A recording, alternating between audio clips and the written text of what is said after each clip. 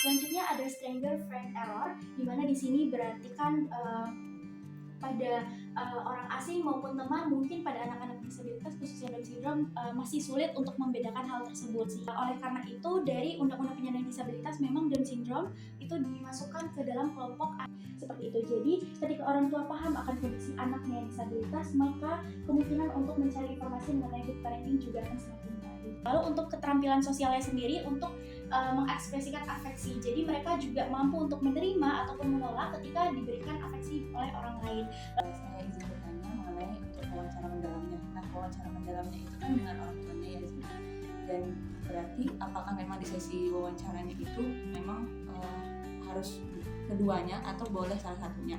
Terus yang kedua mengenai usia yang tadi itu untuk anak sesuai dengan kriteria eksklusi dan inklusinya ya. Di sini kita melihat bahwa orang tua yang mengasuh anaknya secara langsung. Jadi nanti kita mungkin melakukan pembahasan dan bertanya terlebih dahulu terkait kesehariannya dari anak Down syndrome ini mengasuh secara langsung setiap harinya.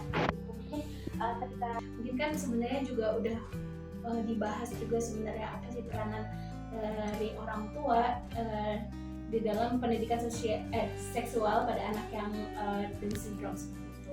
Nah, mungkin nanya aja, mungkin apakah Azil udah baca atau gimana itu secara teori itu tuh bagaimana peranan orang tuanya itu sendiri dalam mengontrol lingkungan ketika pendidikan seksual, pemberian pendidikan seksual pada anak yang Down syndrome ini. Itu Azil. Terkait di literatur itu memang terdapat banyak kendala gitu ya pada saat melakukan pemberian edukasi ataupun pendidikan seksual ini. Tadi mungkin berkaitan dengan mereka yang memiliki keterbatasan dalam, memang seharusnya pada aspek-aspek entah itu self care ataupun dari mereka yang sebenarnya harus mengenali terlebih dahulu apa yang harusnya mereka tunjukkan ke publik ataupun private itu sudah mereka kuasai. Tapi balik lagi itu tidak luput dari peran orang tua tersebut yang harus diberikan secara lebih parah, mungkin seperti itu. Mungkin seperti itu, Manda.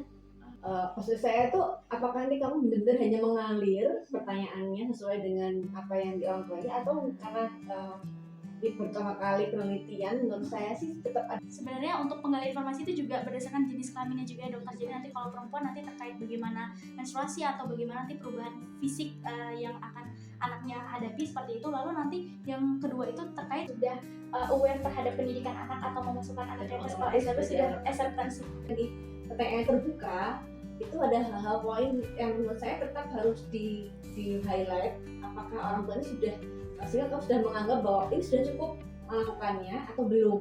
A few moments later. Ini loh. Makasih ya guys, makasih ya, hati-hati pulang ya. Gimana itu? Kok bisa dulu? Tadi buru-buru soalnya dok, dapat izinnya keluar. Ada Blackpink. Saya nggak sadar dulu.